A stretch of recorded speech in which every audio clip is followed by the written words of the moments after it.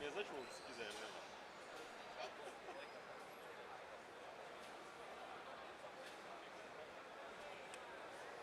Nós já vamos iniciar, eu só peço mais um pouquinho da compreensão e da paciência de todos.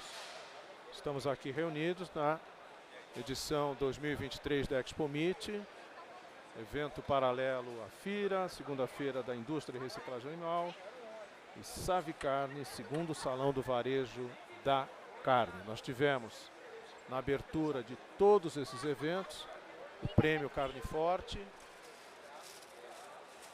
homenageando e recebendo as principais autoridades e lideranças do nosso setor. E é uma honra nós podermos estar aqui plenamente reunidos nesse período pós-pandêmico. Então, grato pela compreensão, nós já iremos iniciar.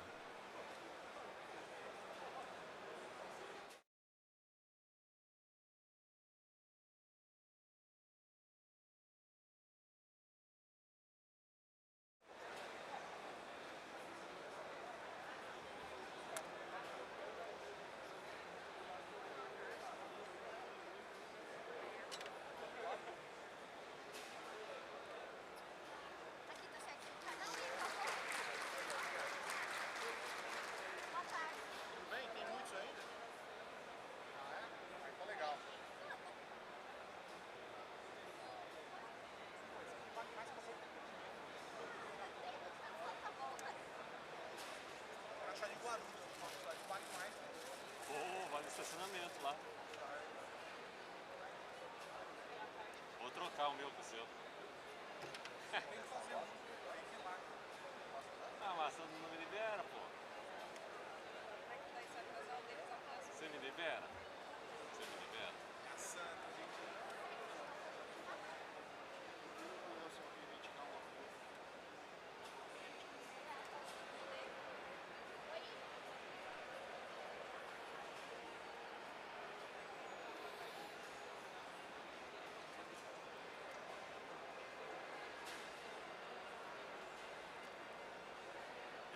Tonho. Tonho. Tonho. Tonho.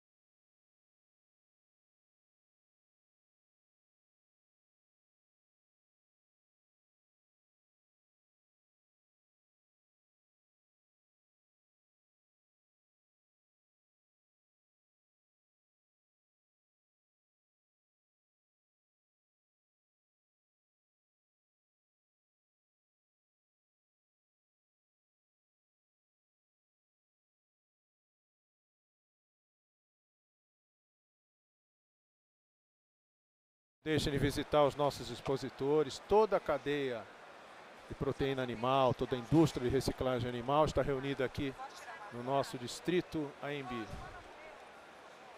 E a promessa ano que vem, viu, Jansen, que o distrito AMB será em setembro a nossa Expo Meet, a quinta-feira, a promessa que já estará devidamente reformado.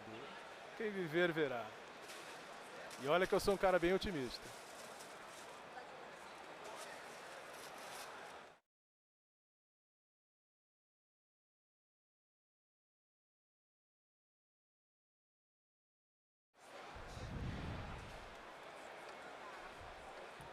Senhoras e senhores, muito boa tarde. Muito obrigado pela ilustre presença das senhoras e dos senhores. Nós estamos iniciando o segundo SEDAGRO, Seminário sobre Defesa Agropecuária, aqui no nosso auditório Mário Lansnaster. Este evento é realizado pelo ANFA Sindical, Sindicato Nacional dos Auditores Fiscais Federais Agropecuários, parte integrante da Expo Meet 2023, quarta-feira internacional para a indústria de processamento de proteína animal e vegetal. O SEDAGRO tem como objetivo básico oportunizar e atualizar o debate sobre temas voltados à defesa agropecuária, à inspeção de produtos cárneos e à regulamentação de produtos à base de proteína vegetal. Este ano, com uma abordagem especial sobre a influenza aviária. Uma rara oportunidade de atualizarmos e debatermos os temas voltados à defesa agropecuária do Brasil e de reencontrar e conhecer novos contatos, parceiros, amigos e colegas. Vamos então à nossa abertura, Desafios à Defesa Agropecuária no Brasil, em que os nossos 3 panelistas estarão abordando os desafios da defesa agropecuária no Brasil, com foco nos programas de governo e as ações no campo, agroindústrias, laboratórios e unidades de fronteira no Brasil. Nós temos o privilégio de convidar e receber no nosso dispositivo de cerimonial o senhor Márcio Rezende, secretário adjunto da Defesa Agropecuária do Ministério da Agricultura e Pecuária.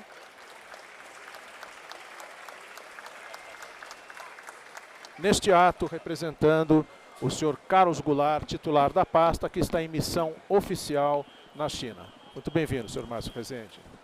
Também recebemos a senhora Andréa Moura, Superintendente Federal da Agricultura do Estado de São Paulo, a quem nos honra com a sua participação.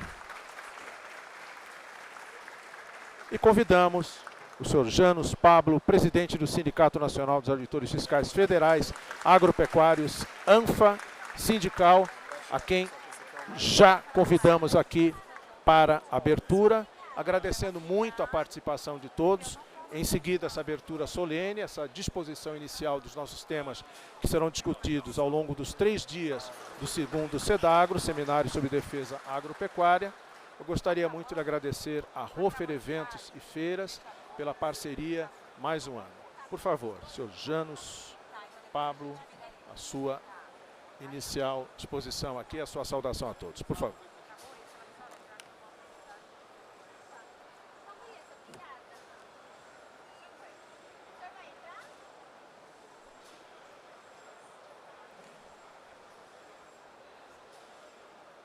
Boa tarde a todos os presentes aqui.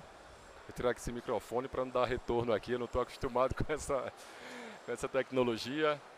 Mas já iniciando, cumprimentando as autoridades aqui presentes, o secretário de Defesa Agropecuária adjunto, doutor Márcio Rezende, a Superintendente Federal da Agricultura, doutora Andréa, o Superintendente Federal da Agricultura no Paraná, doutor Cleverson, o ex-secretário de Defesa Agropecuária e ex-superintendente federal da Agricultura, o Jardim, aqui presente, o doutor Jardim, e o vice-presidente da Antefa, o Afrânio, que está aqui presente também, e representantes da carreira dos técnicos. Deixa eu ver, pegar aqui a apresentação. Tem que passar aqui? Já começar, né? Abriu. Só um minutinho que o pessoal da técnica vai projetar a apresentação. Desde que o mundo se viu abalado pela pandemia da Covid-19, a produção agropecuária brasileira tem sido imprescindível para garantir o abastecimento de nossos lares e a exportação para mais de 180 países. Mas e se as atividades de defesa agropecuária, coordenadas pelos auditores fiscais federais agropecuários, fossem paralisadas? Quanto isso custaria ao Brasil? Segundo estudo da Fundação Getúlio Vargas, as exportações do agronegócio sofreriam prejuízos de 44 bilhões de reais. Na agricultura, as perdas chegariam a quase 26 bilhões de reais. A agroindústria perderia 18 bilhões de reais. Para a soja em grãos, as perdas alcançariam 20 bilhões de reais. E no setor de carnes, o prejuízo passaria dos 7 bilhões de reais. Por outro lado, a manutenção das atividades dos auditores agropecuários gerou fortes impactos na renda, nos salários e na arrecadação de impostos. Em relação ao mercado de trabalho, a missão dos auditores de garantir alimentos seguros e saudáveis para o Brasil e o mundo impactou na manutenção de 183 mil empregos na cadeia do agronegócio. Febre aftosa. Ao simular a ocorrência de um surto de febre aftosa no Brasil, o estudo estimou perdas de quase 10 bilhões de reais e a eliminação de mais de 32 mil empregos. Gripe aviária. Para o cenário de gripe aviária em nosso país, as perdas na exportação ultrapassariam 7 bilhões de reais, ocasionando perdas adicionais de 6 bilhões de reais em outros setores da economia. Estimou-se ainda uma queda de 2,4 bilhões de reais na renda, quase 800 milhões de reais em salários e outros 800 milhões de reais em impostos, além da eliminação de mais de 46 mil postos de trabalho. Pragas quarentenárias ausentes. A incidência de uma praga não controlável na cultura da soja poderia ocasionar perdas superiores a 25 bilhões de reais, comprometendo cerca de 52 mil empregos. Pragas nas culturas de milho e algodão também sofreriam prejuízos expressivos. No milho, perdas de 10,5 bilhões de reais na produção e corte de 22 mil empregos. No algodão, o impacto no valor da produção seria de 2,4 bilhões de reais, com milhares de desempregados. Os pesquisadores da FGV concluíram que o trabalho dos auditores fiscais federais agropecuários impactou em 87,5 bilhões de reais no resultado da economia brasileira. Para saber mais, acesse anfasindical.org.br/estudo FGV 2021. Auditores Fiscais Federais Agropecuários. O Brasil cresce e fica mais seguro com eles.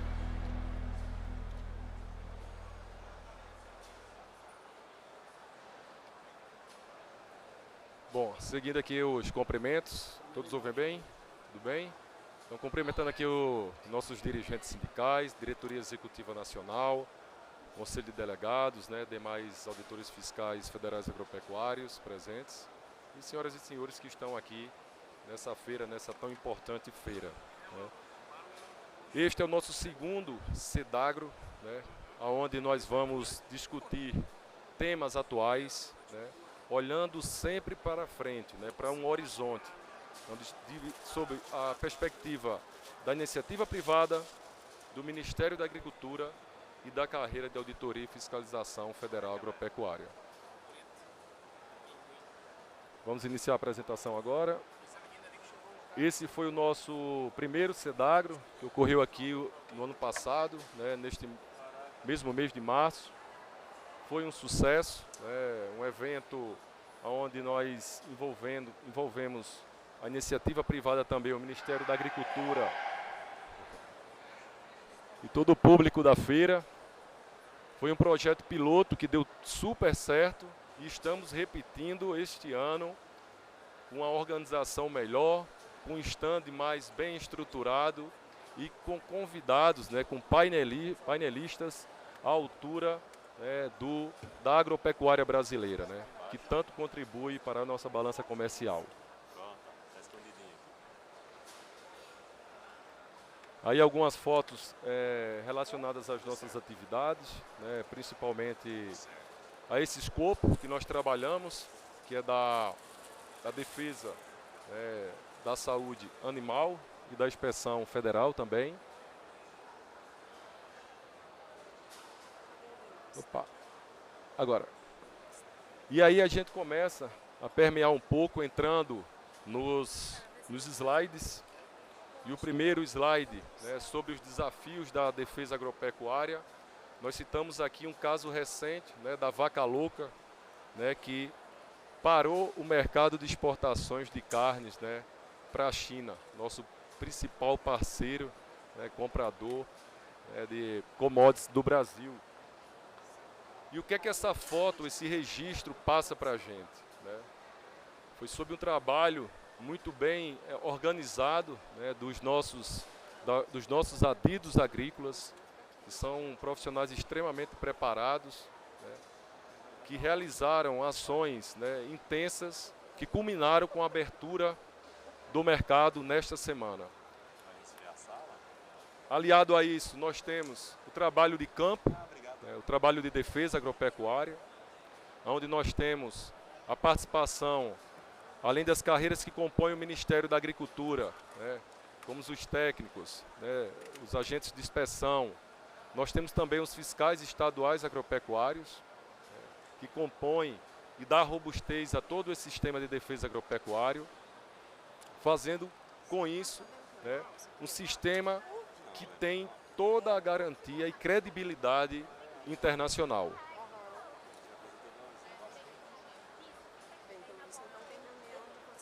Deixa eu só virar aqui, não estou conseguindo visualizar.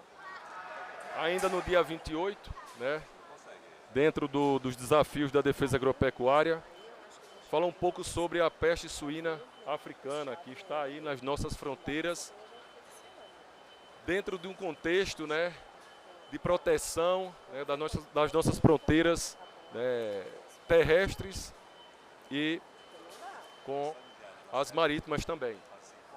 Exaltando aqui o trabalho do Vigiagro. O Vigiagro hoje, um órgão muito importante, com a aprovação da Lei do Autocontrole, ganhou uma amplitude muito maior com o Vigifronteira, né, um trabalho multidisciplinar, desenvolvido com as Forças Armadas, né, com outros órgãos do governo federal, onde o propósito principal é manter e resguardar a defesa agropecuária brasileira. Nós temos também aqui alguns exemplos de produtos, né, apreendidos, neste caso aqui, produtos oriundos de suínos, né, que poderiam ser substituídos pelas joias que foram apreendidas por outros colegas servidores federais, né. Por isso a importância de nós termos como servidores públicos a nossa estabilidade, termos um Estado forte e robusto, aonde seja repassado segurança jurídica para que nós possamos atuar sem qualquer ingerência política. E foi assim o que ocorreu, né, com o episódio aí das joias que está pautando toda a mídia nacional, né? Mas poderia sim ser um produto de origem animal, uma pata negra, né, um pernil de pata negra, né, apreendido de uma autoridade, por um agente da Defesa Agropecuária Nacional.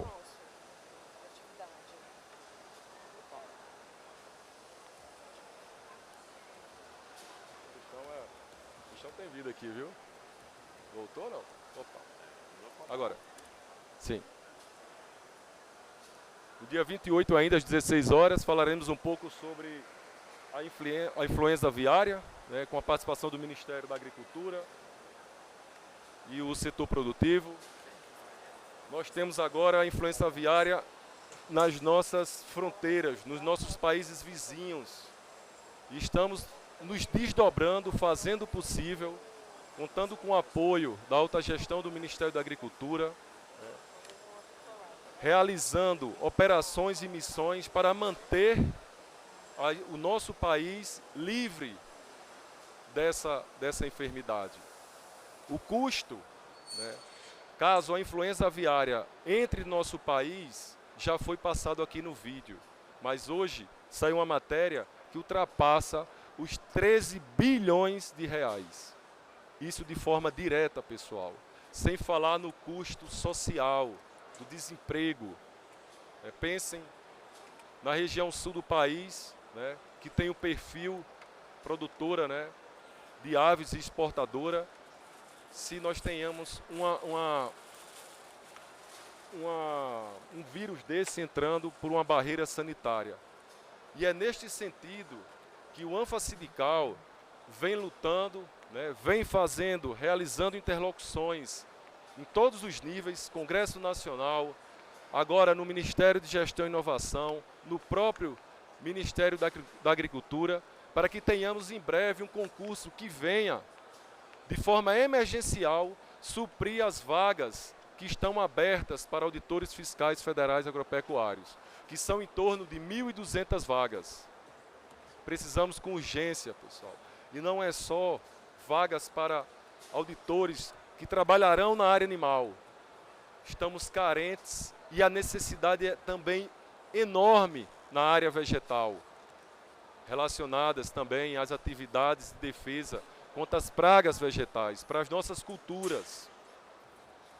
Nós estamos conseguindo vencer a primeira fase, que é que esse processo saia do Ministério da Agricultura, mas temos que trabalhar bem no Ministério de Gestão e Inovação.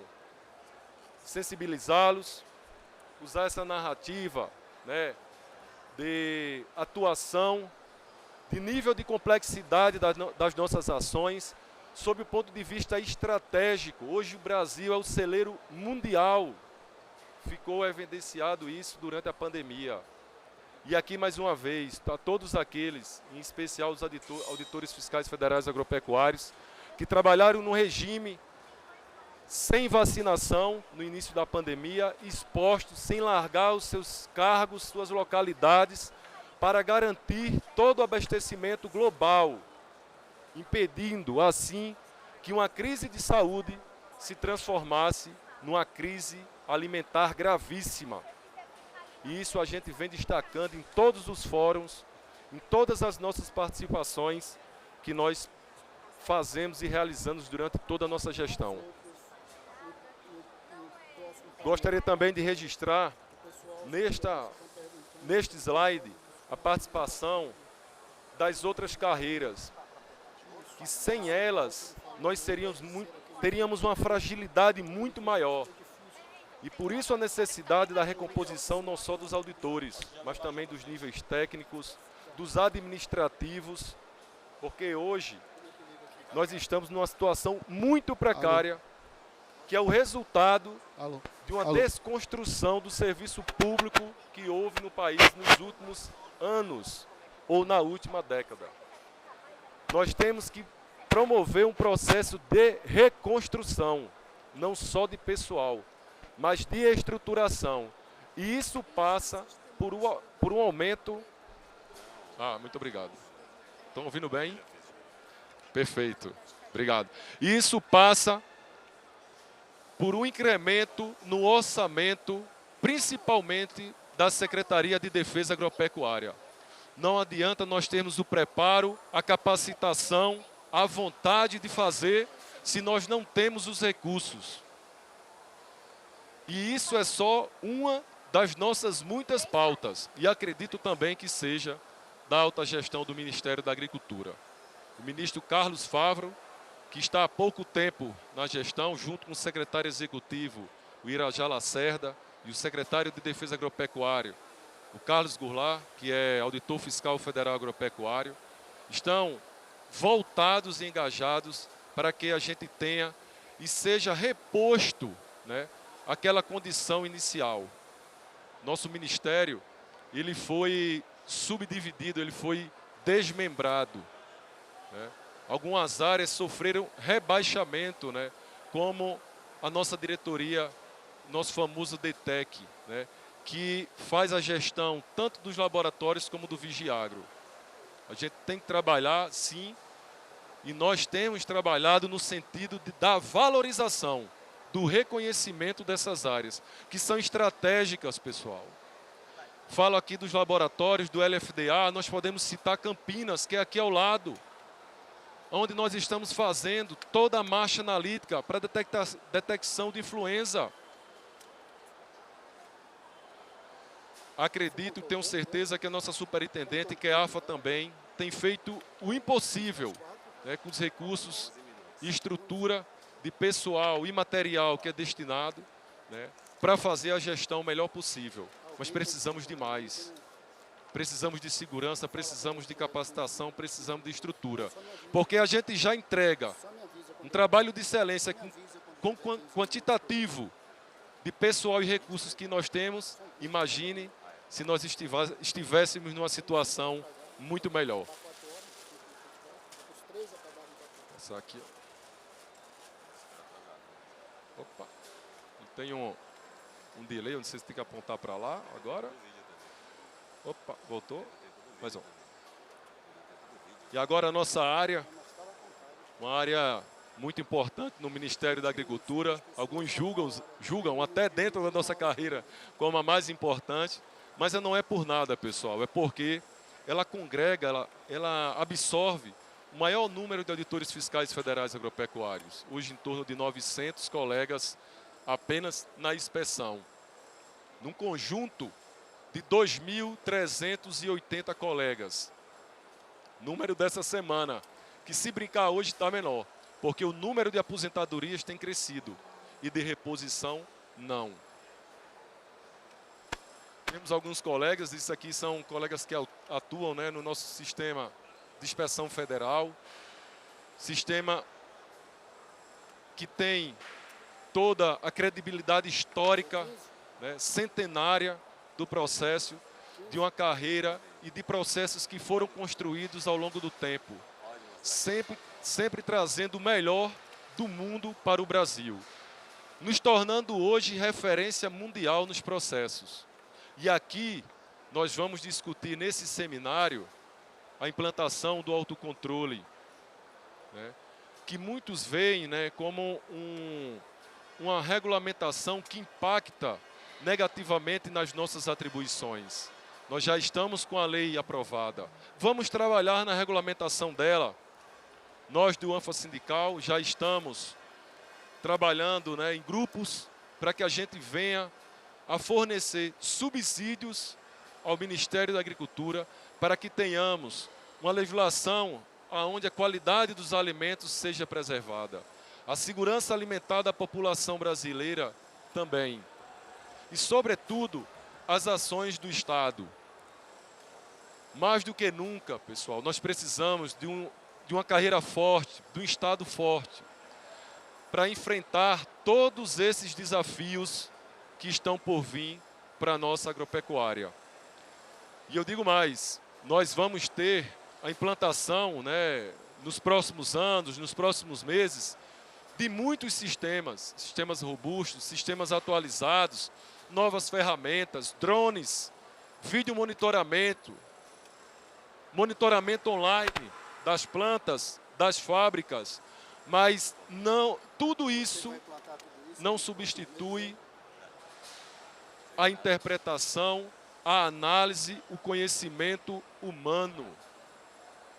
Nós sempre vamos precisar de pessoas para operacionalizar, para monitorar e para visitar, seja por meio de fiscalização, auditoria ou inspeção, estes estabelecimentos. No último dia 30, vamos discutir um pouco aqui sobre proteína animal. Uma área que está em pleno crescimento. Que a área animal está absorvendo também. E eu digo mais, as empresas que são tradicionalmente voltadas para as proteínas de origem animal já estão investindo nas proteínas alternativas. E isso aqui, senhoras e senhores, será o futuro. Futuro talvez distante, mas o preparo é feito agora. Ninguém entra numa guerra com tanques e exércitos a serem construídos. Você tem que estar com tudo pronto. E a discussão desses temas atuais é feita agora. Por isso a preocupação da nossa entidade e a antecipação do debate para que a gente chegue com a implantação e o crescimento desse setor com as regras, um regulamento, o regramento, os marcos regulatórios maduros e bem definidos. Hoje, né, o que está em voga é a discussão sobre rótulos, nomenclaturas. Carne, será que carne é só de origem vegetal, animal? Ou podemos utilizar carne de soja.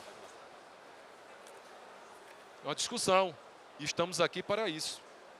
Sabemos que tem defensores, né, e opositores, mas este é o propósito desse seminário.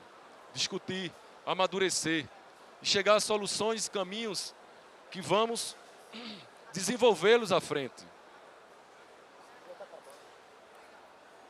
Fechou? Não funciona não. Você tem que apontar para ali para passar. E aqui já finalizando, dentro do tempo, agradecer aos nossos parceiros, a BPA, parceiros deste evento, pessoal, tá? Que estão contribuindo com a participação dos painelistas, a BPA, Fundação Getúlio Vargas, que desenvolveu o nosso estudo, né, que versa sobre os impactos dessas pragas, dessas doenças, né, para os nossos rebanhos e os impactos por eles produzidos. Governo federal, né, na pessoa aqui das autoridades aqui, nas pessoas das autoridades aqui representadas.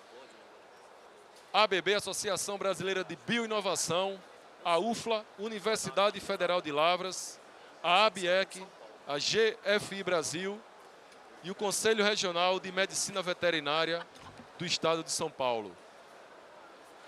Agradecer também a Hofer Eventos, que é a empresa que organiza toda essa feira aqui internacional. E a nossa equipe de colaboradores do ANFA Sindical. Muito obrigado e que aproveitem este grande evento.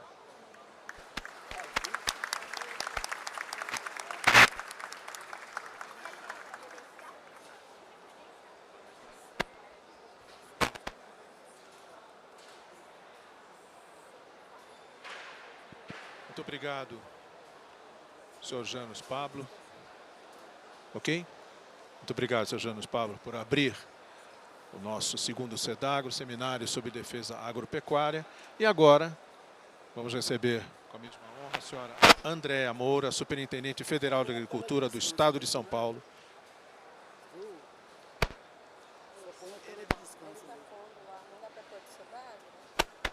Então vamos inverter o nosso protocolo aqui. Convidamos então o senhor Márcio Rezende, secretário adjunto da Secretaria de Defesa Agropecuária do Ministério da Agricultura e Pecuária. Senhor Márcio Rezende, por favor, o espaço é seu, fica à vontade. Pode saudá-lo, por favor.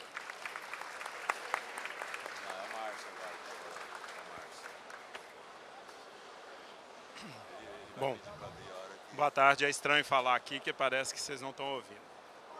Mas é uma satisfação vir aqui falar com vocês hoje. Foi por acaso, né, o Goulart está em viagem para a China, mas ao mesmo tempo é muito interessante encontrar o pessoal da carreira, porque com o pessoal da ponta já tem algum tempo que, por vários motivos, pelas minhas passagens aí ao longo do Ministério, que eu não encontrava de maneira tão assim, de gente de tanto lugar e tantos rostos que eu não conhecia. Bom, eu queria só primeiro contextualizar aqui qual que é a minha trajetória dentro do Ministério da Agricultura. Eu sou AFA, entrei no Ministério em 2002, no concurso, primeiro concurso que houve após 20 anos sem concurso. Entrei no DIPOA, vindo do Instituto Mineiro de Agropecuária, e trabalhei no DIPOA por um tempo e depois fui trabalhar na SDA com a parte de acordos internacionais. E acabei indo para a Secretaria de Relações Internacionais quando ela foi criada em 2005. Lá eu fiquei até mais ou menos meados de 2007, 2008 na verdade. Quando voltei para a SDA, fiquei mais um tempo na SDA até 2012, como diretor de programa na área animal e trabalhando um pouco com o Serguei, com o pessoal da rastreabilidade ali naquele episódio de rastreabilidade com a União Europeia. E posteriormente fui trabalhar na SFA-MG, onde eu trabalhei no CIPO, trabalhei no SSA na ocasião e fui ser adido agrícola em Bruxelas durante 4 anos, retornando ao Brasil em agosto de 2019 e aceitei o convite do José Guilherme para continuar, para assumir o cargo ali de secretário adjunto de Defesa Agropecuária, que estou exercendo até o momento.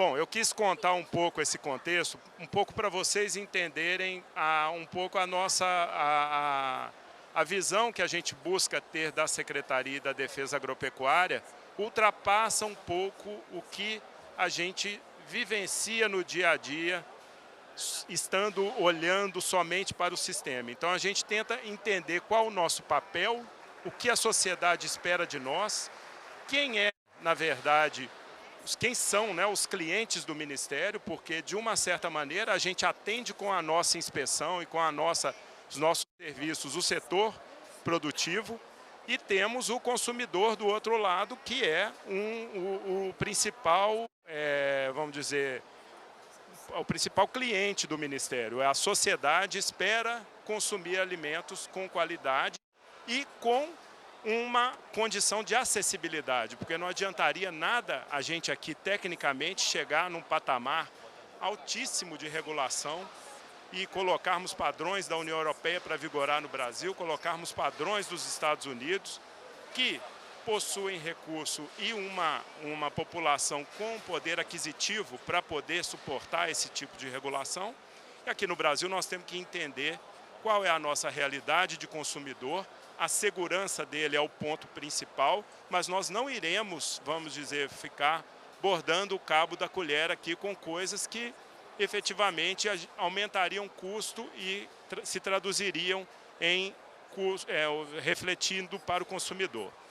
Nesse sentido, eu vou para a parte agora que a gente chama aí de autocontrole, que, na minha opinião, é um termo inadequado para o que foi proposto. Na verdade, ele foi proposto lá atrás como uma possível diminuição da atuação do Ministério com uma substituição por controles das empresas. Nós conhecemos bem como trabalhar isso aí, e o meio político que tentou colocar esse projeto lá também acabou entendendo que não era o caminho mais adequado. Portanto, a gente passou a trabalhar com uma ideia que era: várias informações são geradas ao longo do processo produtivo pelas empresas. Elas possuem legislação que tem que ser cumprida, tem que estar em conformidade com as questões de qualidade e tudo mais. Esses dados são gerados no âmbito das empresas e ficam lá. Quando vamos fazer auditoria, ou se a gente precisa de alguma investigação por uma detecção no exterior de alguma inconformidade, a gente acaba pedindo esses dados deles, ou para certificação, né?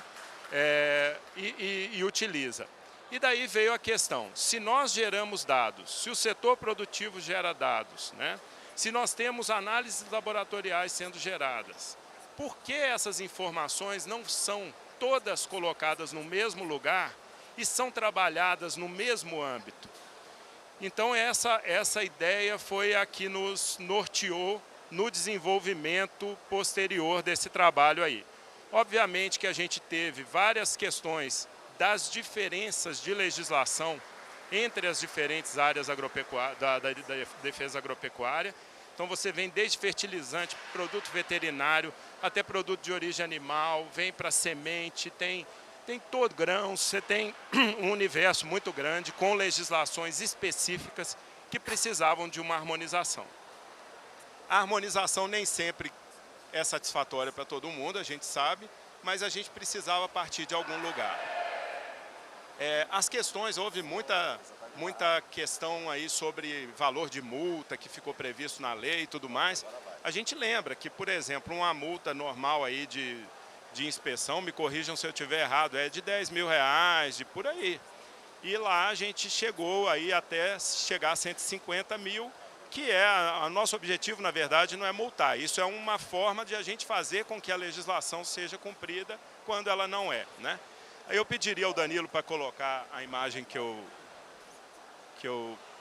passei para ele, que eu queria só mostrar para vocês um pouco, e não quero ficar aqui com muito tempo, teria muita coisa para falar aqui ainda, mas eu queria mostrar de uma maneira gráfica o nosso entendimento sobre como avançar com essa...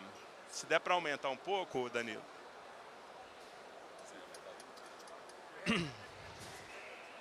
Bom, se não der, vamos tentar assim mesmo, né? Aqui, como eu disse, a gente entende que esses dados todos, que podem nos favorecer em várias situações, podemos utilizar esses dados de diferentes formas, eles têm que cair num lugar só, que seria esse Big Data aqui. Aqui nós temos representados os processos que a gente desenvolve na defesa agropecuária, por departamento, né, finalístico. Aqui a gente tem as diversas, por exemplo, o trabalho de inspeção da defesa, os trabalhos de vigilância do DSA, os trabalhos também de vigilância do DSV, os trabalhos de classificação do DIPOV, tudo isso sendo modelado dentro dos processos que permitam que essa informação seja comparada com as informações que vêm do setor regulado aqui.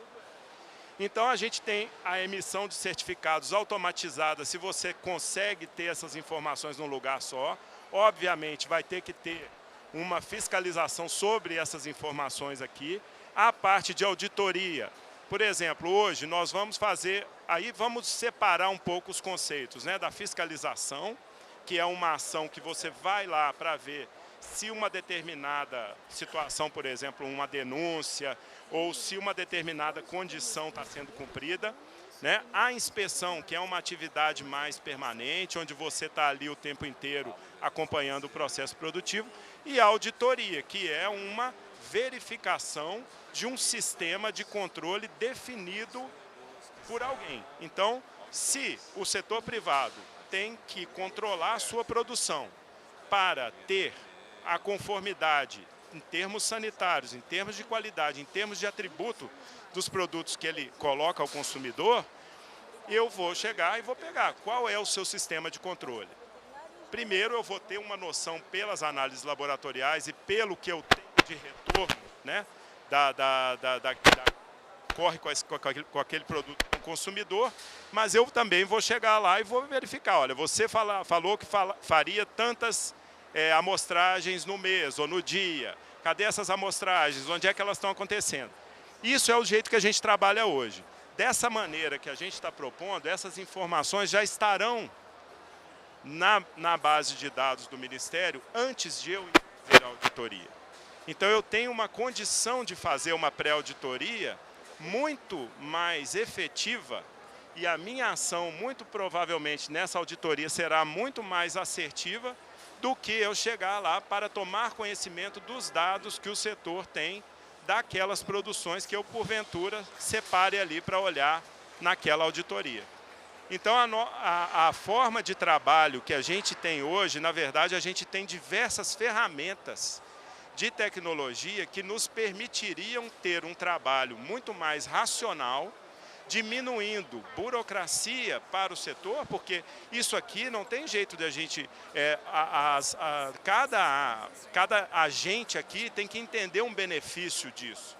E o benefício para o setor qual seria? Uma facilidade burocrática para obter um registro, uma facilidade burocrática para ter um processo de certificação acontecendo. Então, essas questões todas, a tecnologia nos permite e permite, inclusive, aperfeiçoar o que a gente já faz hoje, né? Bom, a ideia que se tem aqui, ela está de maneira muito genérica. Isso aqui, muita gente pode olhar e dizer, ah, não, mas ó, lá vem mais um plano. E a gente contratou no ano passado o SERPRO, com um contrato previsto para sistemas de alta demanda, porque a entrada de dados aqui numa coisa dessa é de milhões de dados por dia. Então, e uma assistência 24 horas por 7 dias da semana, esse é o contrato estabelecido com o SERPRO. Nós estamos aí, vamos dizer, buscando reafirmar com a nova gestão a necessidade de se manter esse contrato, a necessidade de se manter esse projeto. Na última semana foi realizada, né, uma atividade com o SERPRO que chama Inception, né, que várias pessoas dos nossos serviços estiveram, inclusive, de SFAs, não foi só de Brasília. Estiveram com o pessoal do SERPRO, tentando entender o que fazer. Por exemplo, nós vamos pegar e desenvolver, melhorar, somente o módulo de registro de estabelecimento do CIP-Agro, o registro de estabelecimento deveria ser a mesma coisa para qualquer área da defesa. E o processo ser o mesmo. Por que eu vou ficar particularizando em sisteminhas se eu posso falar, olha, Registra o estabelecimento, entra aqui nesse lugar, qualquer que seja o estabelecimento. E é aqui que a coisa vai acontecer. Até para o setor regulado. Se você pega o site do Ministério, se coloca na situação de um empresário, você não encontra o serviço que você está procurando ali. Se eu quero registrar um estabelecimento, eu não acho lá no site facilmente.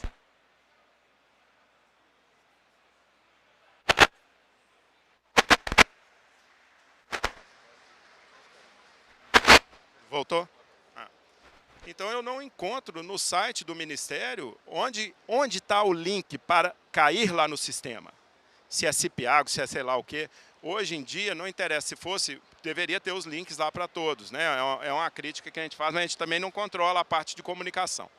Bom, vou encerrar essa parte aqui agora, porque ela é longa e a conversa, né? Agora eu queria deixar aqui claro para vocês o seguinte, eu vejo aqui vocês e fico pensando, espero que algum dia um de vocês esteja lá na secretaria também, para trabalhar lá, para ser secretário, para ser assessor, o que for. É uma experiência importante, eu acho que isso dá a dimensão de qual é a interface que existe, né, entre a gente conseguir manter as nossas atividades de defesa agropecuária, porque no fim das contas é disso que se trata, né, e a gente entender também quais são as dores do outro lado que está sendo regulado por nós, né?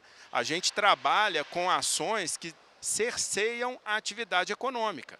Se nós não temos um fiscal ali naquela planta para aquele turno, a planta não vai trabalhar.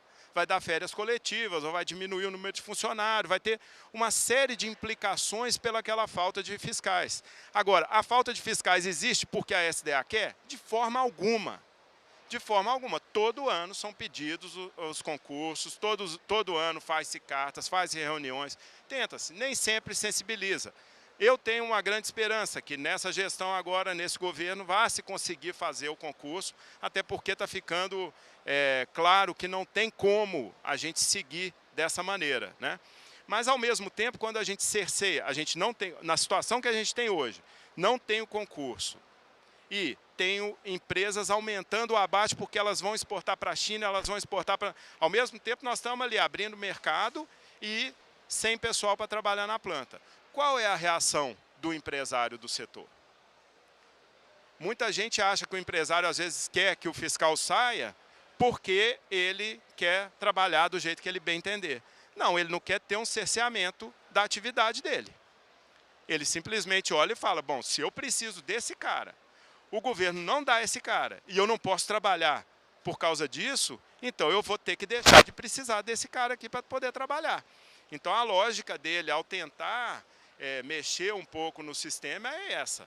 A gente entende que não é uma lógica que favoreça o longo prazo, que mantenha a credibilidade que a gente conquistou ao longo do tempo, portanto a gente não parte para esse princípio, a gente parte para a racionalização da nossa atividade, tentando usar o recurso humano da melhor maneira e deixando claro que essa sistemática não vai reduzir necessidade de fiscal, vai aumentar.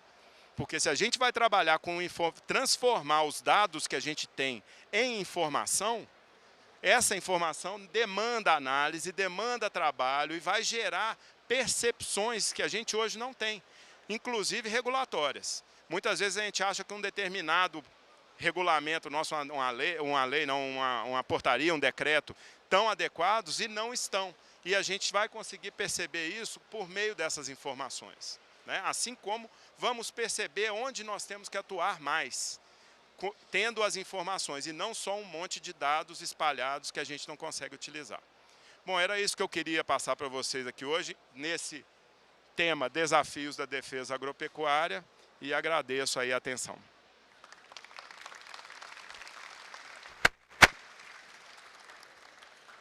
Nós que agradecemos a sua contribuição ao nosso evento.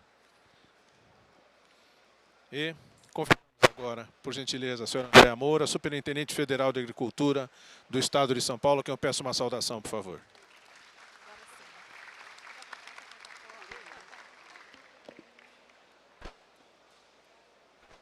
Boa tarde, pessoal. Eu vou ficar com o foninho, que eu acho que é melhor do que não me ouvir. Não sei como vocês conseguiram, então eu vou tentar seguir aqui com o foninho. Boa tarde a todos. Eu gostaria de agradecer muito a ANFA pela oportunidade, pelo convite, de novo, de estar aqui compondo essa mesa. Estou virando figurinha repetida aqui já. E queria cumprimentar também o Márcio, parabenizá-lo pelo trabalho. A gente acompanha o seu trabalho há muito tempo, não é porque ele é mineiro, eu estou puxando saco de conterrâneo, não, mas acompanho o trabalho do Márcio há muito tempo. Somos contemporâneos de faculdade também, lá na UFMG. E até aqui no mestrado a gente quase que fez ao mesmo tempo. Mas eu gostaria de parabenizá-lo, Márcio, desde quando você esteve lá atrás, ainda como diretor de programa, já acompanhava o seu trabalho, também entrei no Dipoá, então já acompanhava o seu trabalho. Eu lembro de você assessorando o Dr. Jardim, quando ele foi secretário ali de Defesa Agropecuária. E também agora, na gestão do Zé Guilherme, à frente da Secretaria, né, a gente pôde acompanhar de perto o trabalho. Então, parabéns, né, pelo seu desempenho.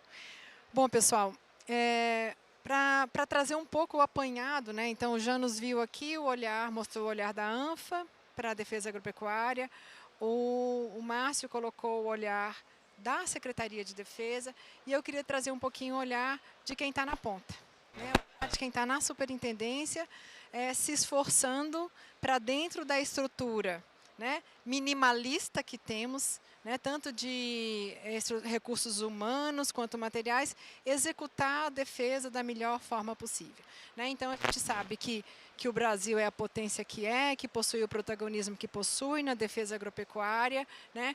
E que isso foi alicerçado, claro, em muita pesquisa, muita tecnologia, muito avanço de produtividade, mas graças ao trabalho silencioso e muitas vezes imperceptível da defesa agropecuária.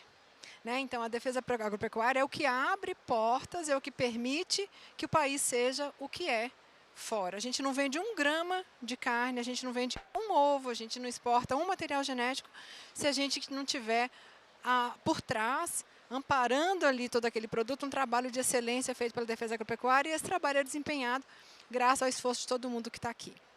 Então, olhando sobre esse olhar, né, dessa necessidade de aprimoramento constante, porque os processos produtivos e evolutivos eles vão sendo transformados ao longo do tempo. E a gente precisou, com a nossa defesa agropecuária, acompanhar esses avanços e ir ajustando os nossos procedimentos. Os programas de autocontrole que já existem, já são praticados no Ministério da Agricultura há muito tempo, com outros nomes, né? Boas práticas de fabricação, PPHO,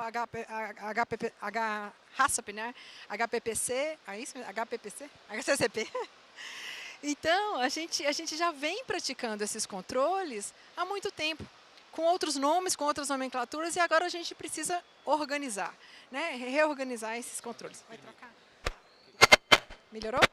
Melhorou? Tá. Bom, todos esses desafios aqui colocados e os autocontroles são é apenas um deles. A gente tem outros tantos colocados à nossa frente, vão precisar ser trabalhados e equacionados por todo mundo que está aqui. Né? É uma construção conjunta. Então, na hora que a SDA ela abre, disponibiliza uma portaria para consulta pública, é a hora da gente se manifestar, é a hora da gente dar a nossa contribuição, olhando essa contribuição como uma oportunidade de melhoria, de construção de um modelo o mais próximo possível do que a gente acredita que seja o modelo ideal. Então, eu queria colocar aqui como sendo um dos pontos que eu acredito que seja mais desafiador para a defesa agropecuária, seria a gente conseguir trabalhar a defesa com o conceito que ela representa, que é o conceito complexo e que envolve não só o nosso trabalho, mas o trabalho de toda uma cadeia. Então, a gente não consegue falar de defesa agropecuária se a gente não envolver junto com esse trabalho o produtor rural. A gente não envolver o empresário, o setor produtivo, se a gente não conseguir envolver os prestadores de serviço dessa cadeia. Né? Então, todos os médicos veterinários, os zootecnistas, os engenheiros agrônomos, que trabalham nas cadeias produtivas, nos diferentes elos da cadeia, como prestadores de serviço. Então, a gente tem sempre falado, e a gente viveu isso de perto, o que é a necessidade de uma emergência sanitária. Vivemos isso recentemente, na saúde humana. E a gente está com alguns fantasmas nos rodeando já há algum tempo, seja a peste suína, seja agora a influenza aviária. Né? Então, a gente precisa manter articulado todo esse sistema de vigilância. Né? E num país com dimensões continentais como o nosso, isso é absolutamente complexo de se fazer. Né? Como que a gente integra e articula diferentes órgãos e entes federativos diferentes, como que a gente integra e articula setor produtivo, setor privado, prestadores de serviço, todos, né, no mesmo nível de conhecimento e todos preparados, engajados, sensibilizados de suas responsabilidades. Então, eu acho que esse é um dos pontos que, na minha leitura, são os desafios maiores que a gente vai enfrentar e que a gente já enfrenta. Então, para isso, a gente tem conseguido fazer algumas transformações interessantes. A Secretaria de Defesa recepcionou, nessa sua última estruturação, a educação sanitária. Né? Então, a gente tem um exemplo exitoso aqui no Estado de uma iniciativa de um trabalho de educação sanitária voltado para essa educação do homem do campo, para essa orientação do homem do campo, e que a gente conseguiu aproveitar essa bagagem para subsidiar uma Comissão Nacional de Educação Sanitária. Então, a gente vem trabalhando nessa linha que é uma linha essencial para se atacar, para se conseguir uma defesa agropecuária eficiente. O segundo ponto que a gente não pode prescindir é da estruturação. E aí, Márcio, na hora que vocês começam a pensar, a Secretaria começa a desenvolver um sistema único, é quase como música aos nossos ouvidos. Acho que dá vontade de chorar. Porque quando a gente pensa naqueles milhões de sistemas que a gente tem, quando a gente pensa no CIP-Agro, eu olho para a Luciana, eu lembro do CIP-Agro, eu tenho vontade de chorar.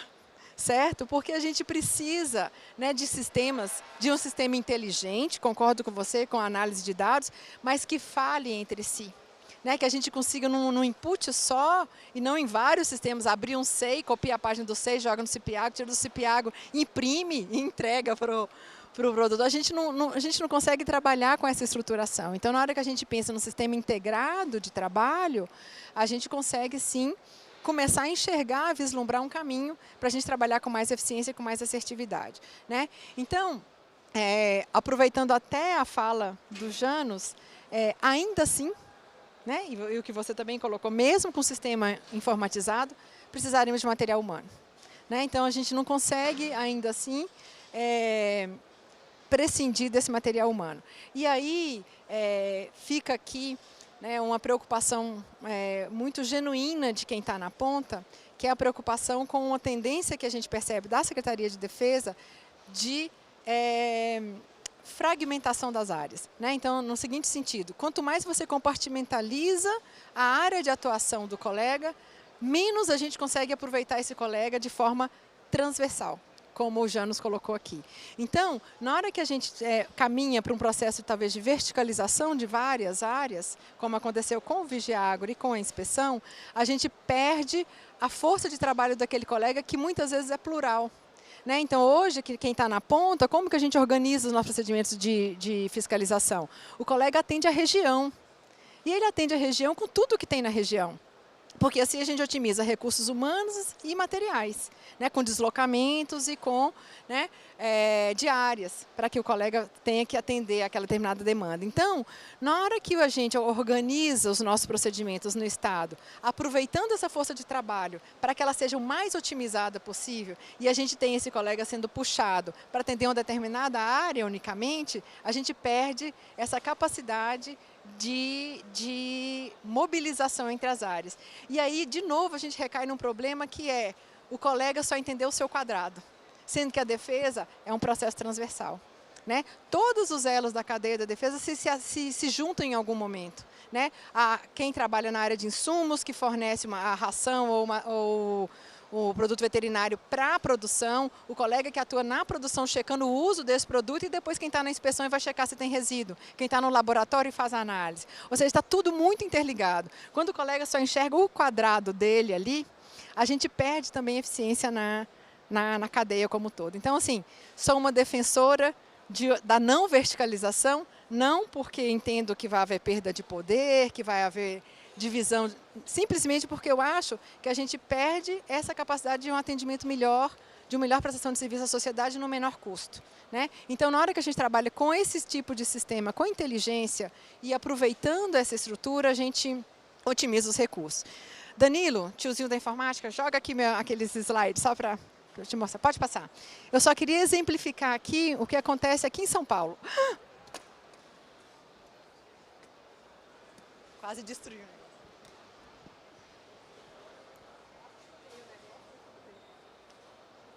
Está me ouvindo?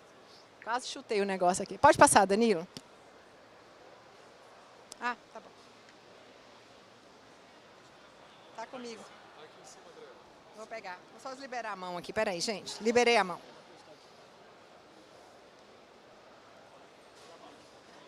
Tá, aqui eu peguei só um exemplo do CISA. Aqui estão todas as atribuições que os colegas do CISA fazem. Peguei um exemplo. Isso aqui é o que a gente tem que fazer no nosso dia a dia. Tá? Cada letrinha dessa é uma atribuição regular que a gente precisa atender. Não está indo. Ah, foi. Aqui, pessoal, é só para se ter uma ideia. Essa aqui são o número de estabelecimentos registrados aqui em São Paulo na área de PV. Trouxe um exemplo. Né? Essa aqui é o registro nacional. A primeira barra é o estado de São Paulo. E a comparação do estado de São Paulo com os outros estados. Então, o segundo estado é o Paraná, se não me engano, né, Cleverson? Vocês não vão conseguir ler os números aqui, mas o Paraná, até pelo gráfico você consegue ver, mesmo o segundo lugar, não tem a metade do número de estabelecimentos que temos aqui no estado. Né? Temos proporcionalmente mais da metade dos servidores, ou o dobro dos servidores do Paraná? Com certeza não. Não temos. Né? E isso se reproduz em várias áreas. Então, por exemplo, aqui está na área de PV. Aqui no material genético. Então, a gente tem 58% dos registros de material genético do país estão no estado de São Paulo. Né? E aí, eu não tenho 58% dos funcionários. Ok. Aqui na área de registros de fertilizantes, se não me engano. Fertilizantes aqui. Também tenho... Não, perdão, esse aqui ainda é o material genético. O PV, perdão, voltei. Esse aqui. Aqui na área de fertilizantes. Também São Paulo, com um número maior de registros. Também produtos registrados e estabelecimentos registrados. Por que eu estou querendo mostrar isso para vocês? Porque, na verdade, existe um pleito aqui também na área de bebidas. A mesma situação. Tá? Por que eu trouxe esses gráficos? Porque na hora que eu comparo, e aqui está a distribuição de fiscais no país, eu não tenho proporcionalmente uma maior quantidade de fiscais para a execução dessas atividades e nem de agentes de inspeção. E aí, qual que é a solução que a gente encontra para isso? O fracionamento do colega. Então, a gente pega o nosso colega e divide ele em 1000 pedacinhos, né? A gente divide ele em horas de trabalho, que é o nosso Proconfia, que é o Programa de Compartilhamento de Fiscais e Agentes, que foi a solução caseira que a gente encontrou para minimizar esse problema. Mas a gente tem chance de fazer isso de outra forma, né? E aí eu acho que isso requer esse entendimento de que a gente é um órgão nacional, um órgão federal, e que, por sendo um órgão federal, a gente poderia tratar as demandas como demandas federais. E aí reorganizar, e hoje os sistemas nos permitem isso, que a gente redistribua os trabalhos entre os colegas, que a gente crie filas únicas de atendimento, para que a gente minimize essa situação aqui, em que eu tenho 8% do quadro nacional de fiscais e em determinadas áreas 50%, 60% da demanda nacional para aquela atividade. Né? Então, isso tudo, que esse aqui é o nosso exemplo do nosso Proconfia, do nosso compartilhamento, tem o nome dos colegas e as horas de trabalho que a gente divide deles ali, só para ilustrar. E aí, o objetivo de trazer isso para esse fórum, até porque eu tenho colegas de outros estados aqui, é que a gente precisa dessa compreensão de que, mesmo a gente sendo super criativo, mesmo a gente parando para revisar se tudo que a gente faz, tem que seguir fazendo do jeito que a gente faz, ou se a gente precisa revisar o que a gente está fazendo, mesmo com esse olhar sobre a defesa, ainda assim, a gente não vai conseguir fazer mágica sem ter gente, sem ter um efetivo mínimo para trabalhar. Mas a gente pode se ajudar. A gente pode, nacionalmente, traçar uma estratégia e não precisa necessariamente verticalizar para fazer isso. A gente pode fazer isso num compartilhamento de plano de trabalho no PGD, a gente pode fazer isso no compartilhamento de distribuições nacionais articuladas com a Secretaria Executiva. Existem formas de a gente construir isso sem tirar a gestão local, porque quem está no local é que conhece as necessidades e as demandas. Então, temos como construir uma defesa que seja eficiente, que siga nessa construção, nessa esteira de sucesso, que a gente assume que tem, porque se a gente chegou onde a gente chegou, no protagonismo que o país possui, nas exportações, na produção de alimentos, nos riscos que são mínimos, né? A gente não vê quantos recalls a gente vê acontecendo no nosso país com produtos fiscalizados por nós. A gente não tem registro disso, certo? Porque o trabalho é bem feito, é bem executado. Mas para que a gente siga nessa esteira, a gente tem que seguir aprimorando os procedimentos. E essa talvez seja uma saída para a gente trabalhar, né? A gente construir essa solução conjunto, e é melhor que parta da gente essa proposta do que venha ela no canetaço de cima, e que a gente assim consiga continuar prestando um serviço de melhor qualidade para a sociedade. Então, como contribuição, né, era isso que eu queria deixar de proposta para esse pensar fora da caixinha, que a gente consiga se enxergar parte do todo. Às vezes eu ouço uma discussão dos colegas falando assim, eu não sou agro. A gente é agro no seguinte sentido, se não fosse a gente, o agro não seria o que é. Eu me enxergo como agro, não é porque eu tenho algum tipo de vínculo, ou acho que ser agro me faz melhor do que ser fiscal. O fiscal é agro porque é fruto do nosso trabalho, né? Também do setor produtivo, também dos colegas que estão no campo, mas também do nosso trabalho, que a gente chegou onde chegou. Né? E eu me orgulho disso, espero que todos se orgulhem. Acho que a gente tem que se entender como parte desse todo mesmo, né? E se orgulhar muito, né, da quantidade de riqueza, de desenvolvimento que a gente consegue construir no nosso país graças ao nosso trabalho. Então, muito obrigada mais uma vez por essa oportunidade.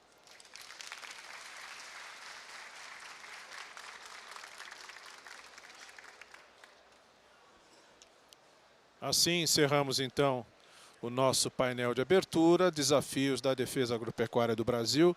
Eu convido a senhora Andréa Moura, o nosso anfitrião, o senhor Janus Pablo e o senhor Márcio Rezende, por favor, coloquem-se em pé para a gente tirar uma foto para recordar. E recebam a nossa saudação por trazer informações tão importantes, conteúdo fundamental do nosso segundo CEDAGRO, Seminário sobre Defesa Agropecuária.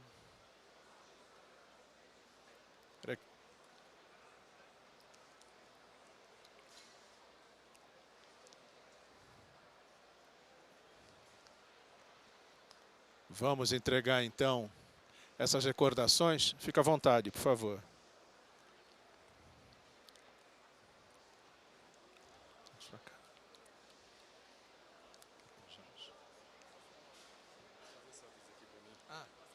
Pois não.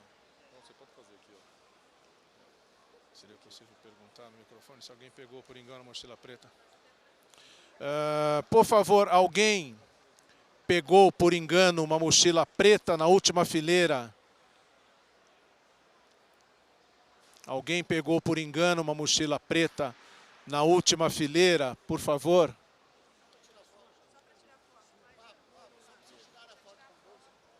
A mochila preta do Diego. Alguém pegou? Tem ideia? Não, essa é minha. Essa tá a salvo por enquanto. Obrigado pela gentileza. Deixa eu mais uma vez aqui.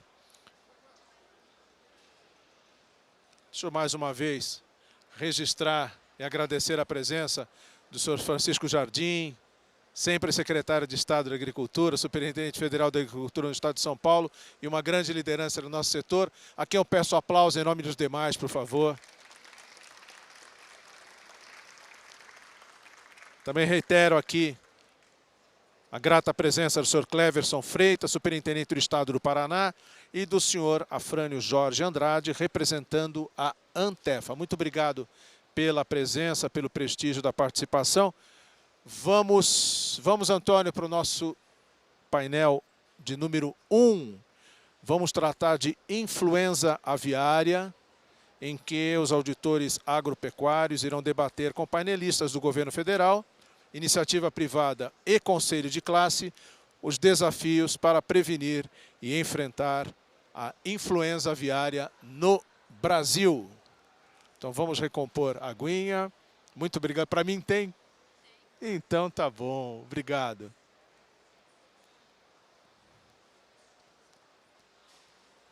Então vamos com o nosso painel, Antônio? Vamos lá?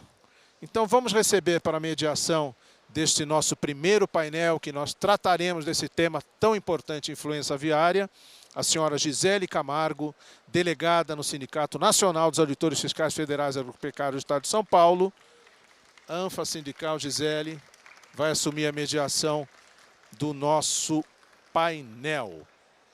Vamos receber, por gentileza, a senhora Sullivan Alves, diretora técnica da Associação Brasileira de Proteína Animal, a BPA. Senhora Sullivan, seja muito bem-vinda. Fica à vontade aqui, por favor. Vamos receber a senhora Anne Pierre Helsel, coordenadora técnica do Conselho de Medicina, Conselho Regional de Medicina Veterinária do Estado de São Paulo.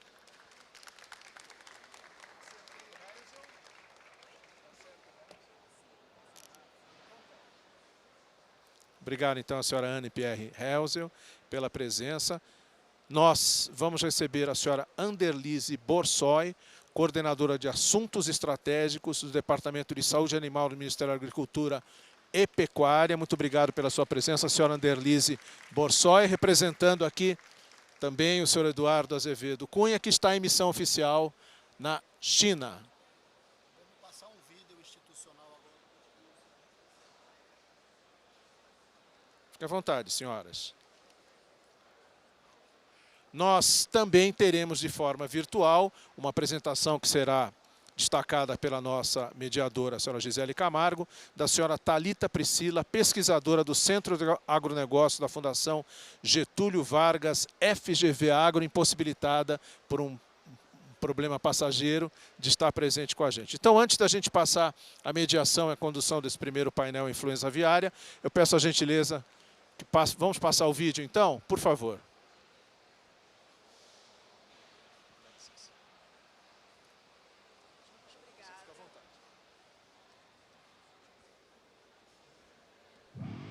E se a gripe aviária chegasse ao Brasil? Quanto isso custaria ao nosso país? Segundo o estudo da Fundação Getúlio Vargas, o Brasil perderia mais de 7 bilhões em exportações, impactando em mais 6 bilhões de perdas em outros setores. Além disso, seriam registradas perdas superiores a 2 bilhões na renda, queda de mais de 800 milhões na arrecadação de tributos e mais de 46 mil postos de trabalho seriam fechados.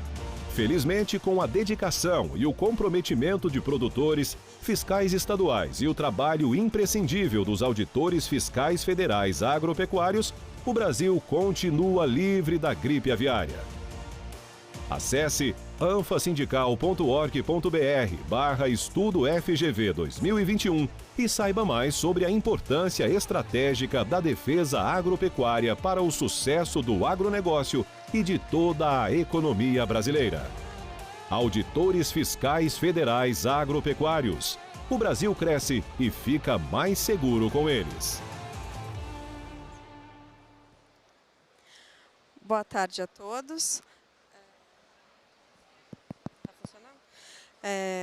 Então, gostaria de apresentar, né, nossas representantes, um painel exclusivamente feminino aqui, né, representando o agro. E nós vamos para a apresentação da nossa colega Thalita Priscila, que não pôde estar aqui. Ela mandou um vídeo, né, da sua apresentação, porque ela foi impossibilitada de última hora de poder vir. Então, eu gostaria de pedir, por favor, que vocês passassem a apresentação, né, da Thalita para a gente.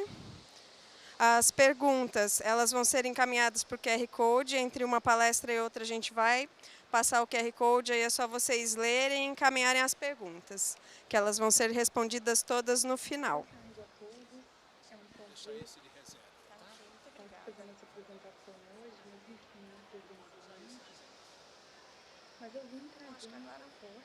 Podemos começar? O painel dos impactos...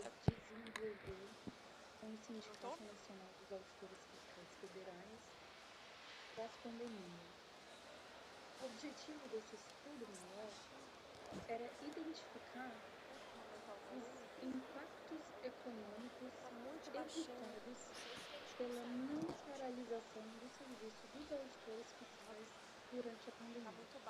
Além disso, a gente também desenhou alguns cenários da ocorrência de doenças como febre aftosa e influenza aviária no território brasileiro, e o que teria acontecido se essas doenças penetrassem no território brasileiro e não tivessem sido controladas de forma eficiente. Então, hoje, especificamente, a gente está aqui para conversar sobre a ocorrência da influenza aviária no Brasil e os impactos econômicos gerados. E eu vou apresentar um pouquinho desse estudo para vocês e eu fico disponível por e-mail ou no Centro de Agronegócio da FGV para conversar sobre o assunto e também para tirar dúvidas. Eu sou a Thalita, sou economista e pesquisadora da FGV desde 2018 e eu atuo principalmente no agronegócio e no Observatório de Bioeconomia da FGV. Bom, em primeiro lugar eu trago aqui alguns números que já são nossos velhos conhecidos, mas só para contextualizar mesmo. O agronegócio hoje ele responde por cerca de 1/4 do PIB nacional e cerca de 1/5 da geração de empregos no Brasil. Além disso, o setor é responsável por quase metade das exportações brasileiras e tem garantido ao longo dos últimos anos o superávit da balança comercial do Brasil. Bom, e o setor de pecuária ele tem sido um grande protagonista nesse contexto. O complexo de carnes dentro do agronegócio, ele tem aí ocupado persistentemente a 2ª posição no ranking de exportações do Brasil, colocando o Brasil aí entre os 5 grandes players mundial, tanto de produção quanto de exportação de carnes. E a gente dá destaque para os aumentos de produtividade que aconteceram ao longo das últimas décadas, falando especificamente dessas carnes bovina, suína e de frango. A gente tem aumentos expressivos desde 1990. A produção de carne bovina, por exemplo, que já tem um ciclo mais longo, ela dobrou. E a produção de carne de frango, ela mais que quintuplicou, ou seja, os avanços produtivos, a produção de carne de frango cresceu mais de 500% de 1990 para cá. E, além disso, a gente tem percebido uma oferta e um consumo estáveis de carne de frango ao longo dos anos, oferta e consumo global, tá? Mas, apesar desses números parecerem estáveis, eles têm mantido uma leve tendência de alta. Ou seja, por exemplo, para agora, ano de 2023, é esperado que a produção mundial cresça quase 2%, com 103 milhões de toneladas a mais, quando comparado com o ano de 2022. E o consumo mundial também deve acompanhar essa tendência e crescer cerca de 100 milhões de toneladas, o que representa um crescimento de 1,7% também em relação a 2022. E o Brasil ocupa posição de protagonista, principalmente na produção mundial, porque hoje o país é um dos grandes produtores e exportadores mundiais de carne de frango. Bom, dentro desse contexto de relevância do complexo de carnes para a economia brasileira e para a oferta mundial de alimentos de proteína animal, a gente tentou entender o que aconteceria caso esse setor fosse afetado. E a preocupação aqui é grande porque é um setor economicamente relevante. A gente está falando aí de quase, quando a gente fala especificamente das aves, a gente está falando de quase 10% do valor bruto da produção agropecuária brasileira. Em 2022, isso representou aí pouco mais de 112 bilhões de reais. E a gente também está falando de 6% de todas as exportações do agronegócio, atingindo aí quase 10 bilhões de reais. E a gente sabe que a ocorrência de influenza aviária afetaria essas variáveis e também geraria impactos negativos em outras variáveis econômicas que foram objeto do nosso estudo, Essas variáveis são a renda da população, o salário da população empregada, o nível de ocupações de emprego da economia e também a arrecadação tributária. Então, a gente teve que traçar uma estratégia, uma análise quantitativa, já que a doença, nas últimas décadas, não aconteceu no Brasil e muito de forma expressiva. Então, a gente não teve um grande surto que se espalhou pelo território nacional. Nós tivemos que desenvolver modelos probabilísticos. E esses modelos considerariam a ocorrência da penetração e disseminação de gripe aviária no Brasil.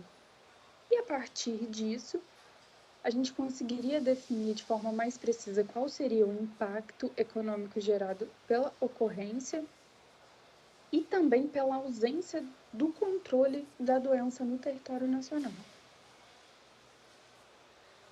Bom, então, em termos de abordagem metodológica para esse estudo, a gente usou um modelo que definiu qual seria a probabilidade da entrada do patógeno no país. E uma vez que essa doença tivesse entrado no território nacional, como se daria a disseminação? Bom, como que a gente fez isso? De forma mais específica, a gente considerou a série histórica de doenças que já aconteceram, de casos de influenza aviária que já aconteceram no Brasil ou em países vizinhos. Então, a gente analisou a quantidade dos surtos da doença em países que fazem fronteira regional ou são vizinhos do Brasil e dentro do próprio território nacional. A partir do momento que a gente identificou esses surtos, a gente conseguiu definir 2 períodos. O período de alto risco 1, que é aquele período do início da ocorrência do surto até o momento em que ele é descoberto, e o período de alto risco 2, que é aquele momento entre a descoberta do surto até o momento que ele é controlado. Isso é importante porque nos ajudou a definir qual seria a probabilidade em número de dias que o Brasil ficaria exposto ao surto da doença. E ao fazer esse recorte em quantidade de dias, a gente conseguiu fazer um recorte mais preciso do impacto econômico. E a gente também considerou como fatores de risco, auxiliados aí pela própria equipe de auditores fiscais federais, a importação de animais vivos, caminhões que retornam, insumos contaminados, produtos animais, vida selvagem e contrabando. E também consideramos fatores de distribuição. Então, nós ponderamos os fatores de risco pela fonte de risco. Esses fatores a gente considerou que são vias de contágio, então a gente atribuiu pesos diferentes a cada uma dessas vias de contágio, considerando a probabilidade do surto acontecer por cada uma dessas vias. E aí a gente cruzou com uma localização geográfica, né, que é o que a gente chama de fatores de distribuição, aonde esses fatores de risco, essas vias de contágio, teriam mais chance de acontecer. E a partir daí, a gente foi montando o nosso esqueminha de probabilidade. Pode parecer um pouco complexo, mas eu imagino que na cabeça de quem já trabalha na área faça sentido. Que, por exemplo, por determinada região, é mais fácil que haja contaminação através de vida selvagem. Ou, em uma outra determinada região, a chance da importação de animais vivos pode ter uma probabilidade maior de contribuir para que a doença penetre no território nacional. Então, foi mais ou menos, de forma muito simplificada, essa ideia que a gente aplicou para desenvolver o modelo probabilístico. Então, com as informações desse modelo das infecções de doença, a gente teve essa ideia de frequência e abrangência do surto. Então, aí a gente montou um outro modelo que determinou, na verdade, os impactos socioeconômicos do surto da gripe aviária. Foi um modelo que também dependeu de algumas definições iniciais, inclusive o que incluiríamos como impacto econômico. Bom, para desenvolver esse modelo, a gente partiu das contas nacionais do IBGE e a gente estimou uma matriz insumo-produto, que é uma matriz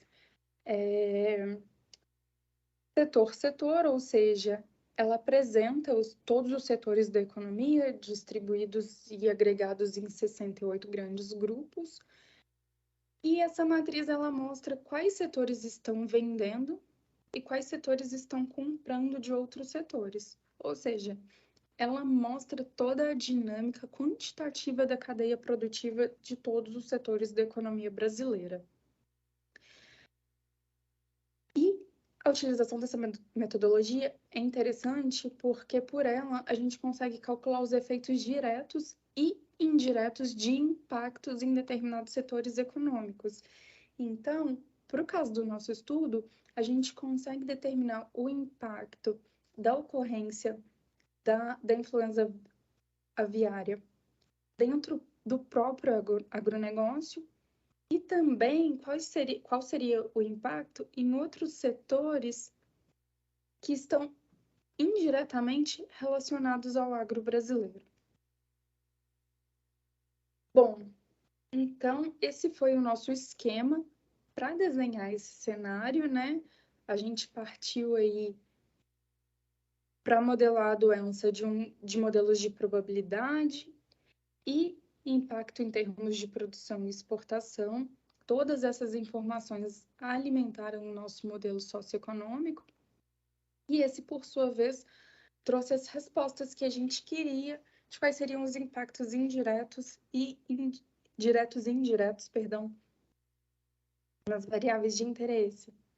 São as variáveis que eu já citei: renda, salários, impostos e ocupações e nível de emprego da economia.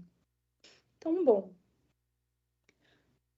o resultado para esse cenário da ocorrência da gripe aviária, ele mostra que haveria a perda direta de 7,3 bilhões de reais em exportações do agronegócio. E essa perda ocasionaria uma perda adicional, indireta, de 6,1 bilhões de reais em outros setores da economia. Então, o impacto total para a economia brasileira seria de uma perda de 13,5 bilhões em exportações. E esse é um resultado que chama muita atenção, porque a gente está falando aí de um setor que exportou cerca de 150 bilhões de reais em 2022, perdendo aí quase 10% do seu valor exportado. É um impacto muito grande. Quando a gente olhou para esses números, chamou bastante a nossa atenção, porque a dimensão desse impacto é realmente muito grande. E como que esse impacto ele ecoaria pela economia? Bom, em termos de renda da população, as perdas totais seriam de 2 bilhões de reais, das quais 1,1 bilhão ocorreriam diretamente dentro do agronegócio e outros 1,2 bilhão seria um impacto indireto da renda de outros setores da economia. Os salários dos trabalhadores que trabalham diretamente para o agronegócio sofreriam perdas de quase 370 milhões de reais. E o salário de trabalhadores que estão em setores indiretamente relacionados ao agro sofreriam perdas de mais de 400 milhões de reais. tendo um impacto total nessa variável de cerca de 770 milhões de reais. A arrecadação de impostos também sofreria, os impactos totais gerariam uma perda de mais de 800 milhões de reais em arrecadação de impostos. Quase metade disso seria diretamente dentro do próprio setor. E outro número que chama bastante atenção é o número de perdas de empregos, de ocupações de trabalhadores que estão diretamente dentro do agronegócio, que estão trabalhando diretamente dentro do agro, e daqueles que estão trabalhando para o agro de forma indireta. Então, a gente observou, né, os resultados mostraram que haveria uma perda de mais de 46 mil postos de trabalho. Bom, e além disso, a gente também olhou para os setores mais afetados, considerando a perda das exportações do agronegócio.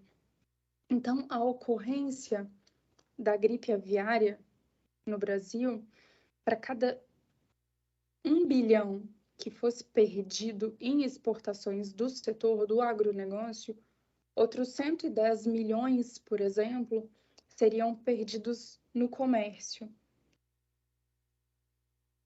E esse é um resultado que faz bastante sentido por causa da própria dinâmica econômica desses setores da economia brasileira, porque a produção de carnes ela está fortemente ligada ao setor de comércio e varejo. Então, esse encadeamento mostra que esse seria o setor que mais sofreria. Mas outros setores também, como, por exemplo, o setor de rações para animais, ou o próprio setor de adubos e fertilizantes, também sofreriam perdas para cada 1 bilhão de reais que o agronegócio deixasse de exportar, dada a ocorrência de um surto de gripe aviária no país. Bom, para não me alongar muito, eu prometi que eu faria essa apresentação em 20 minutos, mas a gente sabe que existem algumas implicações, né? Então, os programas de controle e erradicação de doenças dos animais na produção de carnes do Brasil são programas essenciais, porque eles impactam o agronegócio de forma direta e profunda, eles impactam também de forma profunda setores indiretamente ligados ao agro e à pecuária. E esse tipo de programa de controle, ele contribui para o desenvolvimento da economia nacional e dos seus macroindicadores. A gente viu o estrago que seria a ocorrência do surto da doença no país. E, além disso, ajuda a garantir o superávit da balança comercial, né? Bom, a gente sabe que existem alguns gargalos que são de difícil controle, e entre eles a gente vê a concentração de mercados, que pode afetar todo o segmento de forma negativa em caso de choques adversos.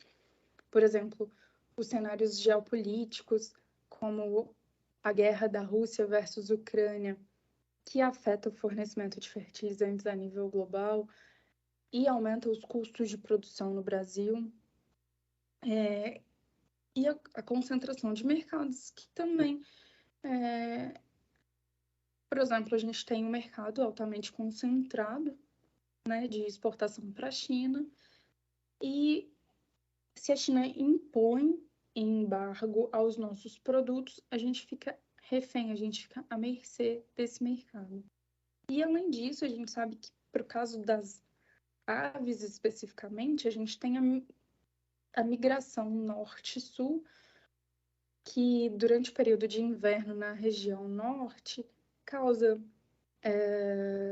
a chegada de algumas aves que podem trazer doenças para o hemisfério sul. Então, a eficiência não só da garantia da não penetração dessas doenças no território nacional, mas como a rápida erradicação, eles são fundamentais para garantir a manutenção do setor. Bom, pessoal, eu encerro por aqui. Muito obrigada. Quem quiser ter acesso ao trabalho completo, pode acessar o site do FGV Agro e também o site do Sindicato Nacional dos Auditores Fiscais Federais. Esse trabalho está disponível lá, ou pode entrar em contato comigo por e-mail, tá? Eu posso fornecer o estudo, os resultados, eu posso explicar de forma mais detalhada tudo que a gente desenvolveu.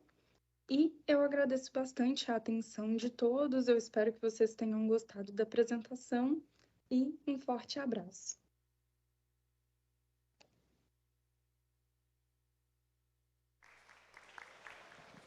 Bem, eu chamo meus pares aqui novamente, por favor, para a gente recompor aqui, que nós descemos porque não era possível acompanhar a apresentação daqui.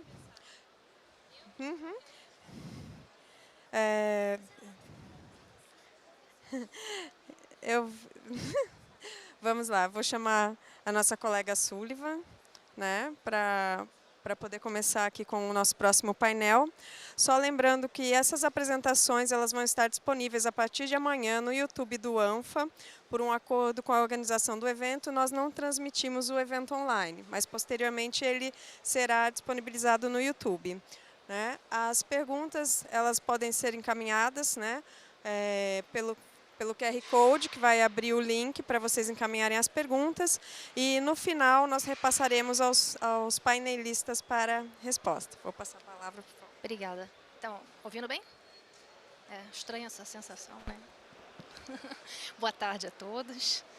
É uma honra, uma satisfação estar aqui com tantos colegas, tantas pessoas queridas que marcaram minha trajetória profissional em algum momento, né? Então, antes de tudo, agradecer à ANFA pelo convite, pela oportunidade e dar uma saudação especial a esses colegas, acabam de vir aqui, olha, queridos, colegas de época de faculdade, Danilo, Gabriel, todo mundo aqui, muita gente que me ensinou o tempo inteiro, isso é muito legal.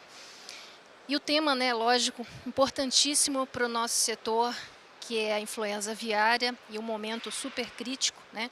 Então, também parabenizar a ANFA por trazer essa temática tão relevante, como colocado aqui pela FGV, com um impacto muito relevante para direta e indiretamente, né? A gente está falando de saúde animal e economia, e a importância da carreira do AFA, que nós sempre reconhecemos e valorizamos, né? Não só nesses momentos de crise, mas no dia a dia, quando a gente coloca a nossa comida na mesa, né? Então, muito obrigada a todos vocês. Bom, aqui então para falar um pouco, vai ficar meio difícil eu ver o que eu estou apresentando, desculpa a posição que eu vou ficar aqui para vocês mesmos.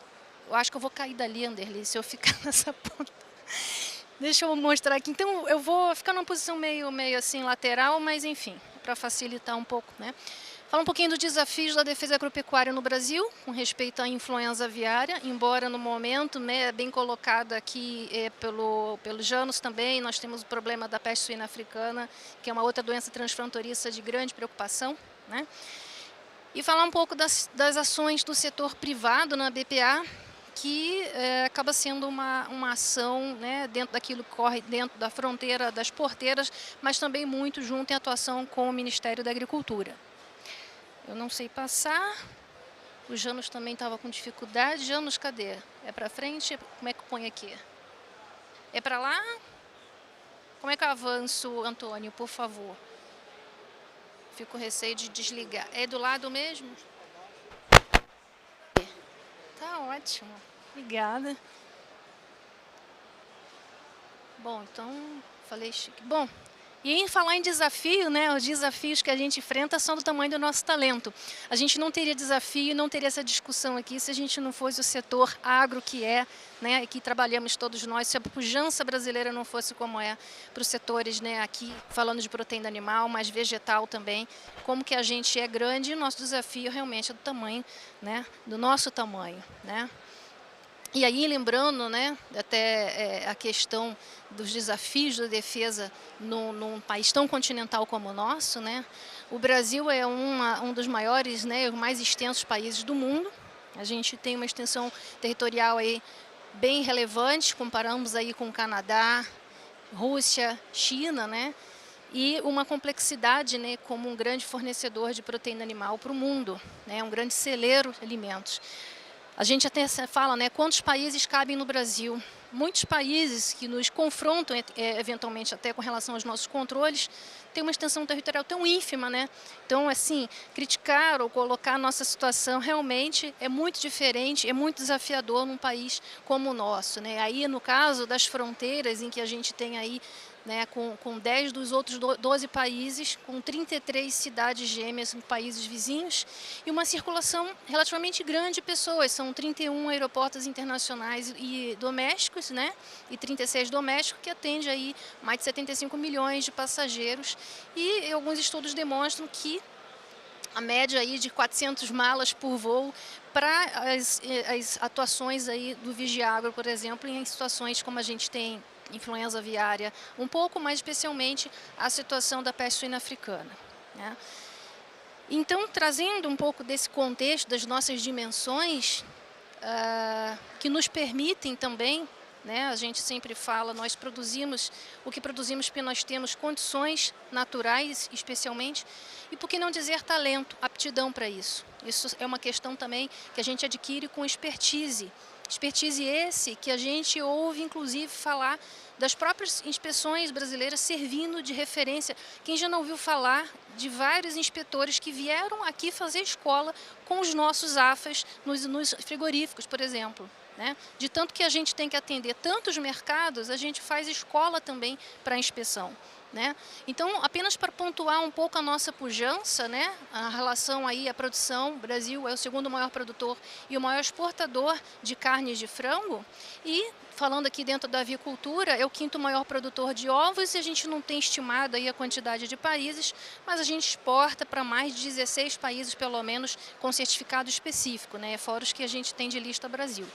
Então, dentro da avicultura, esse cenário que a gente tem hoje de riscos, né, de influenza aviária é muito, muito preocupante, né? Então, o panorama que a gente tem no mundo todo, né, que são os focos distribuídos em diversos países, né? Aqui, então, a aproximação da ocorrência nos países da América do Sul nos deixam realmente muito preocupados, né?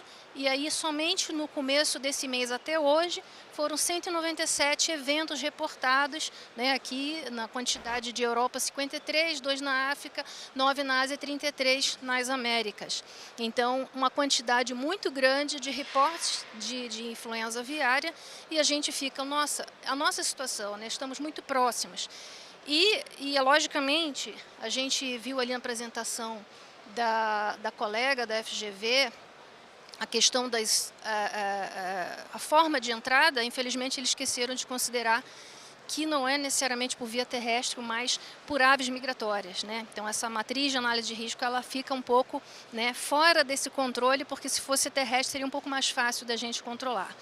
Mas trazendo, apesar da proximidade, né, existem questões outras que nos favorecem, que eu vou trazer um pouquinho mais para frente.